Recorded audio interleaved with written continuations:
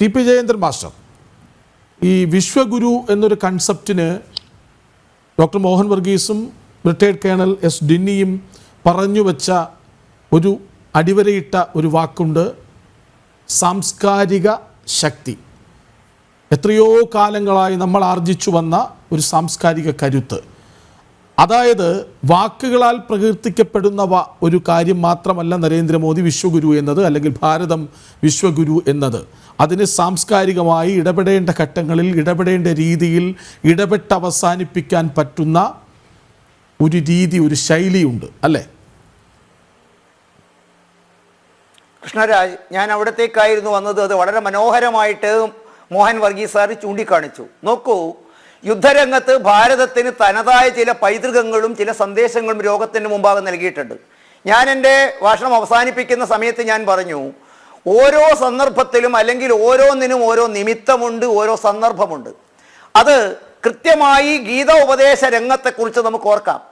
Russia Ukraine യുദ്ധം തുടങ്ങിയിട്ട് വർഷം 2.5 ഏതാണ്ട് അർജുനന്റെ അഹങ്കാരത്തോടെയായിരുന്നു 2 ലോകരാജ്യങ്ങളും 2.5 വർഷം മുമ്പ് ഈ രംഗത്തേക്ക് ഇറക്കിയത്.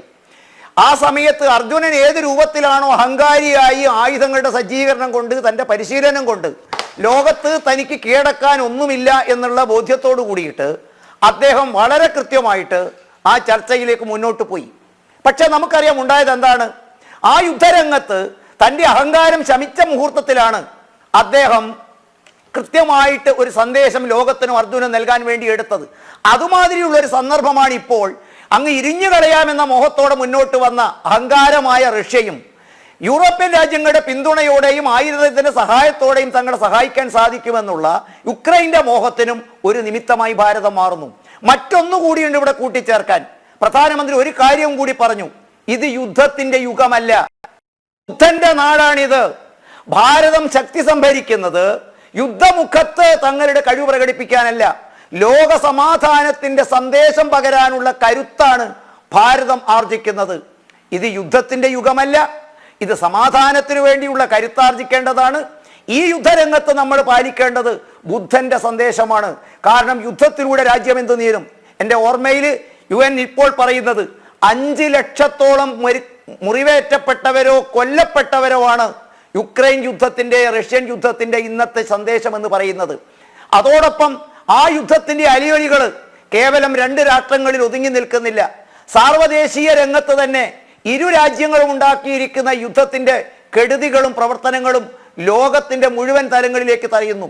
അവിടെയാണ് ഞാൻ ചൂണ്ടിക്കാണിച്ചത്, ഇത് കൃത്യമായിട്ട് ഭാരതത്തിന്റെ സാംസ്കാരികതയിൽ ഊന്നി നിന്നിട്ടുള്ള, ഭാരതത്തിന്റെ രാഷ്ട്രീയ പശ്ചാത്തലത്തിൽ ഊന്നി നിന്നിട്ടുള്ള ലോകത്തിന്റെ മുമ്പിലേക്കുള്ള ഭാരതത്തിന്റെ കൃത്യമായ സന്ദേശമാണ്. ഒന്നുകൂടി പറയാതിരിക്കാൻ നിർവാഹമില്ല. മോദിയുടെ വ്യക്തിപ്രഭാവം, ഇൻഡിവിജ്വാലിറ്റി, ജയശങ്കറിനെ പോലെയുള്ള ആളുകളുടെ ധിഷണാശാലിത്വം, അതോടൊപ്പം അജിത് ഡോവലിനെ പോലെയുള്ള ആളുകളുടെ അനുഭവ സമ്പത്ത്, അവർ ആർജിച്ചിരിക്കുന്ന ജീവിതത്തിന്റെ പ്രത്യേകതകൾ, അതോടൊപ്പം ഇതൊക്കെ കൂട്ടിയിണക്കി മുന്നോട്ട് കൊണ്ടുപോകാനുള്ള ഭാരതത്തിന്റെ പ്രധാനമന്ത്രിയുടെ അകൈതവും അസാധ്യവുമായ നേതൃത്വം, രാജ്യത്തിന്റെ താല്പര്യത്തിന് മുൻതൂക്കം നൽകിക്കൊണ്ട് ഇത്തരം സന്ദർഭങ്ങളെ ഉപയോഗപ്പെടുത്താനുള്ള അദ്ദേഹത്തിന്റെ വ്യക്തിത്വം, ഇതെല്ലാം ഈ യുദ്ധത്തിന്റെ പരിസമാപ്തിക്ക് ഏതാണ്ട് സമയമായി.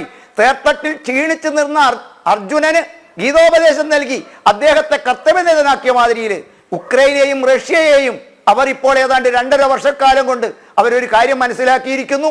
സമാധാനം, യുദ്ധം ഒന്നിനും പരിഹാരമല്ല, യുദ്ധത്തിന്റെ യുഗമല്ല ഇത്. ബുദ്ധന്റെ സന്ദേശമാണ് ലോകത്തിന് ഇന്ന് കരണീയമായിട്ടുള്ളത്.